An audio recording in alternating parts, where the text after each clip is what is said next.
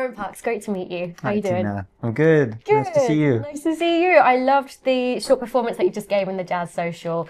You performed a few tracks solo, which is something that I guess you don't always get the chance to do. I do some of the time, and I don't know. It's I was playing songs from the new record that I certainly don't always play those solo. Nice. And Okay. so that was a lot of fun, and also a challenge, but the kind of thing that I enjoy as well. Yeah, So keeps you on your toes, yeah, keep for doing sure. things in the same way. Oh, absolutely. So By All Means is the record which has just come out, which is That's right. your third self-led album for Blue Note. That's right. And I know that there's a dream that you had that informed the direction of this album. Can you talk us through that? Yeah, absolutely. So, well, let's see. This was back in 2023, and I was on the road with Kurt Rosenwinkel's band at the time, and I had a week that was coming up at the Vanguard with Ben Street and Billy Hart, that's been a trio that I've had for some years now, and I was really looking forward. I mean, I was really looking forward to playing with them as a trio because it's a very special unit.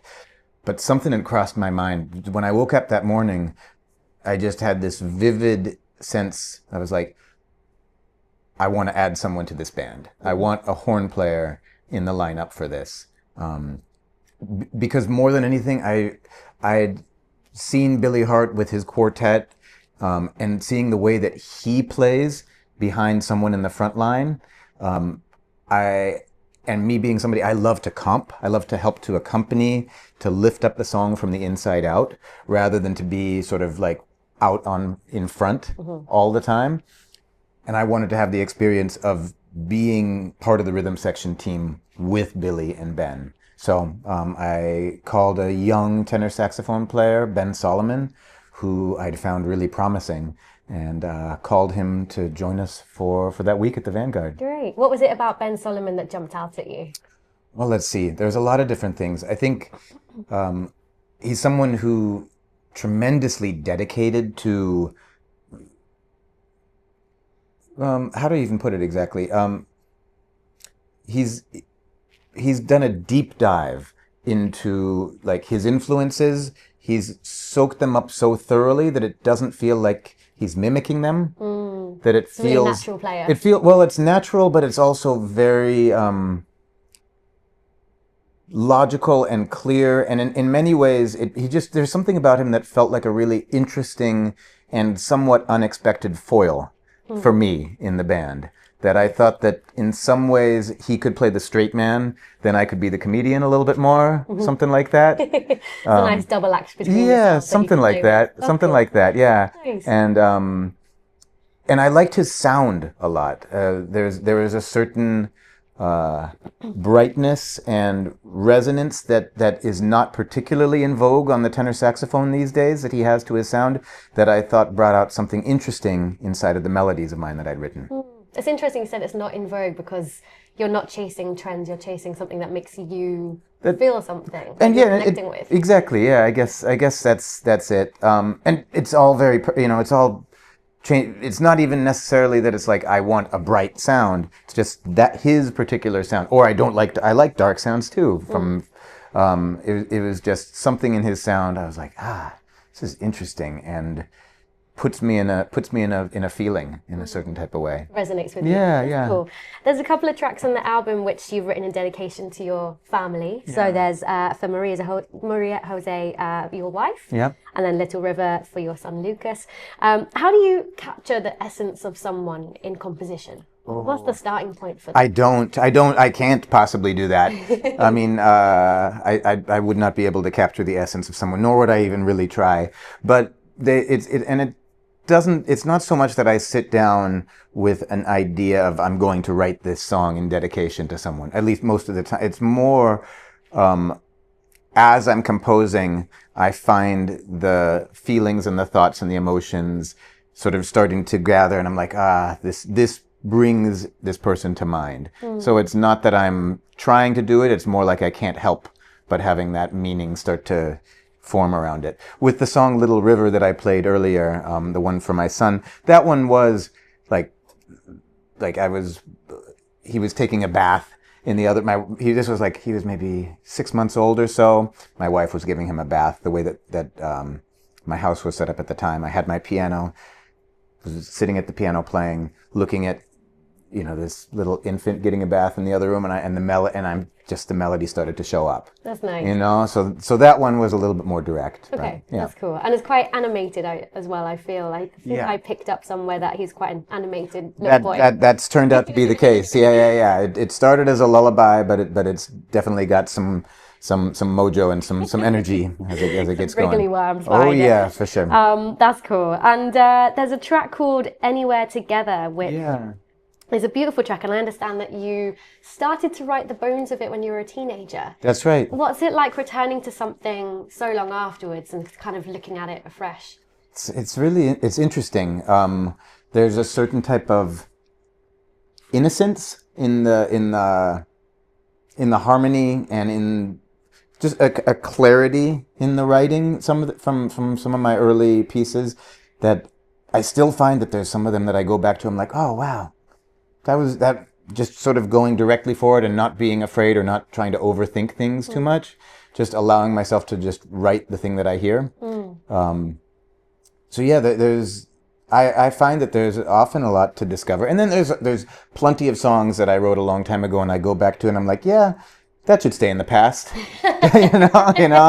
Don't need to resurrect that one. But every once in a while, got those moments. Yeah, exactly. But sometimes there's something like, and this song was interesting because I'd had it for a while, and I liked something about it, but there was one section of it that just wasn't quite working.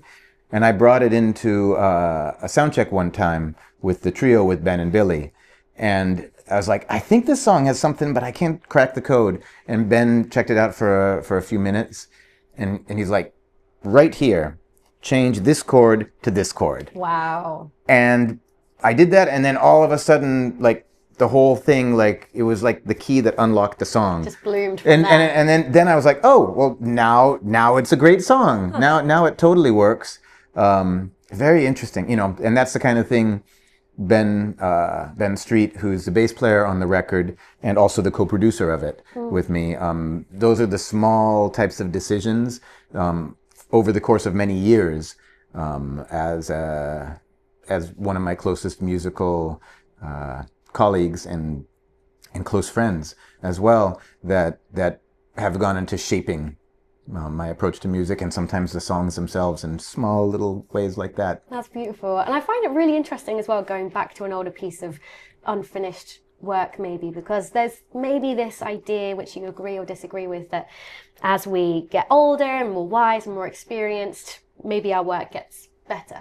Right.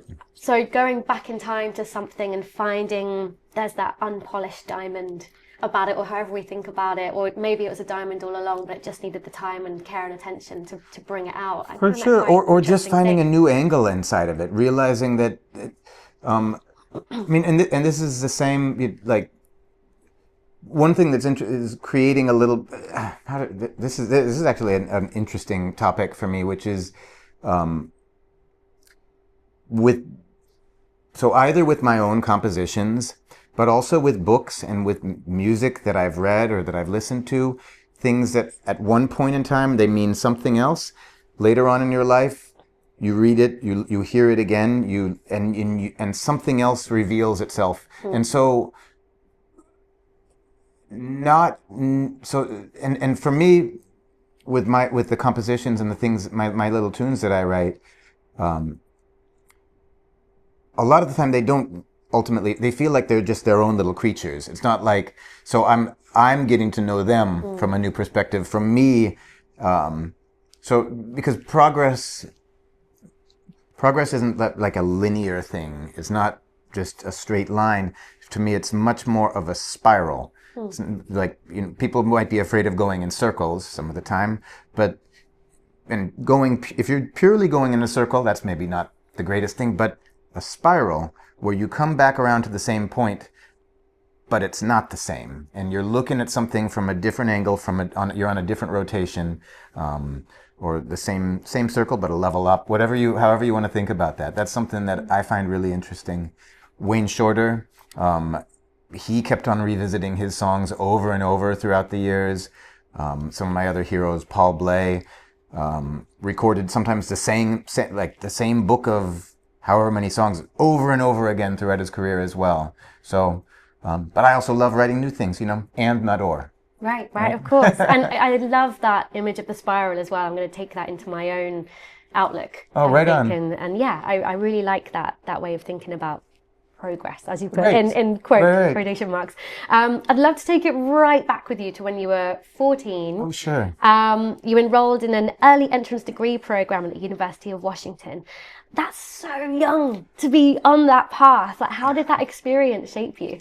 I'm still figuring out how it shaped me. It's a very young age to be in college. The good news for me was that it was a program that had a bunch of other students who were doing the same thing as me. So there was a 1-year transition program with other kids between 13 and 15 years old who were skipping high school and going straight to college. Right. But in between the middle school and the college, there was 1 year of intense work with other weirdos who were interested in doing that same thing. And so I at least wasn't completely cast into the wild amongst a bunch of, 18 to 22-year-olds. There was a community of people who were going through a similar crazy experience that I was. And the thing that was nice is I was studying math and computers and music, and the people in music there at the university, they didn't care about how old I was. We were just playing. We just played music. We worked on stuff together. We rehearsed, put little bands together, and there wasn't any feeling of strangeness there. It was just at least happened the way it did. Happened the way that it did. Sometimes I do wonder what would have been my life if I had the normal American high school. I never went to prom. I never had all of these typical. Not that I needed that. Get the prom. Exactly. All of these things that the sort of social teenager in the late 90s in the United States. Pretty specific thing that I just missed out on. That maybe for the better. I'm not sure. I It's hard to know, isn't it? There's nothing else exactly that you can compare it to. But what we do know is that you've been on the grand scheme of things, a very distinctive, quite a niche path in terms of, not compared maybe to some other jazz musicians that have had, the similar experiences to you, but in the grand scheme of things, being able to skip college and focus on your career from that age is quite a special thing. Pretty weird. So I'm definitely lucky to have had supportive parents as well, folks who and to have made good friends in music from a young age that went on that I've maintained some of those relationships for many years now. People who I met when I was 15 years old at programs like the Grammy Band, people like Ambrose Akinmusire, like Matt Brewer, Charles Altura, Obed Calvert. These are folks who, I knew, and many more folks that I knew since we were kids. Cool. And I'm really interested in you mentioning that you worked with maths as well. Is it music, maths, and one other thing? And computers. Yeah, computer science. I feel like there's a very particular kind of brain that can find interest in numbers and music. Do you find that the two, I want to say disciplines, I don't know if you still consider yourself a mathematician of sorts, but do you find that the two areas of knowledge cross into each other sometimes? Certainly, and I do tend to. There is a certain amount of structure and like rigor that I'm looking for in when I'm composing, and when I'm playing. But sort of that I guess I'm looking for the combination where. Like anyone, I suppose, structure and intuition meet. So, and sometimes math and the ways certain intervallic structures and things. I mean, when I was younger, I used to more explicitly try to use concepts from math and put them into music, tried to make rhythms based on the Fibonacci sequence and things like that. And that was cool until it just started to sound like math and not music, and maybe so, feel like math and not music. And ultimately, ultimately all of the work of the mind, I love the mind. I'm a big fan of the mind.